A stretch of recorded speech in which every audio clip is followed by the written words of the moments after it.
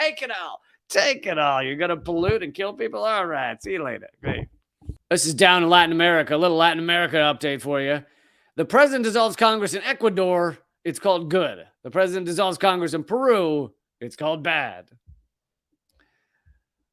Last week, right-wing Ecuadorian President Guillermo Lasso, that the U.S. supports, right? If you're right-wing in Latin America, then the U.S. supports you, dissolved the National Assembly in stark contrast to their response to a similar move by the leftist president of Peru 5 months ago. Ottawa, meaning the capital of Canada, effectively supported the measure. Now, the writer speaking on behalf of Canada, but she does mention that the U.S. also supported the measure.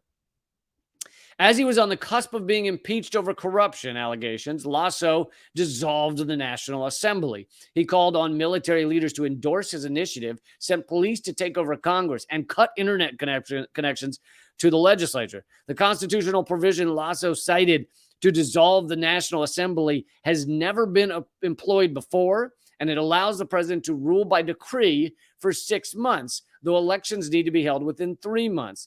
Lasso has announced that he will use his power to privatize state-owned assets, weaken labor laws, and change tax laws. He's basically using this 6 months as a dictator would. Washington openly backed Lasso's move.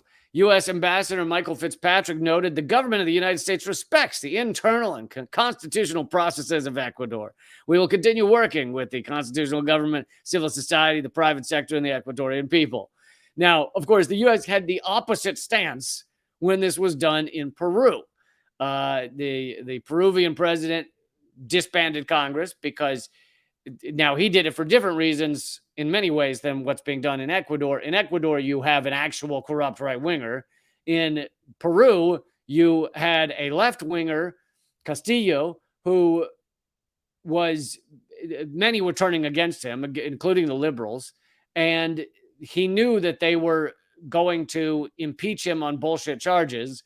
So he did something that is allowed by the Constitution. He disbanded the Congress. However, he was then arrested. And the U.S. said, oh, my God, that he's trying to be a dictator. So the U.S. has exactly the opposite stance when it's done in Ecuador as when it was done in Peru.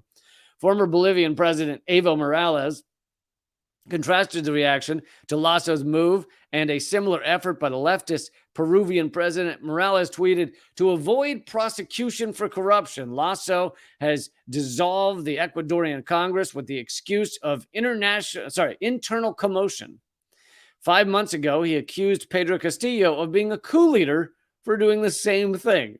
So this guy called Castillo a coup leader, but now he does the same shit. And he's just a bold leader is what he is. A bold leader. When I do it, bold leader. When you do it, coup leader. You see the difference? That's the difference.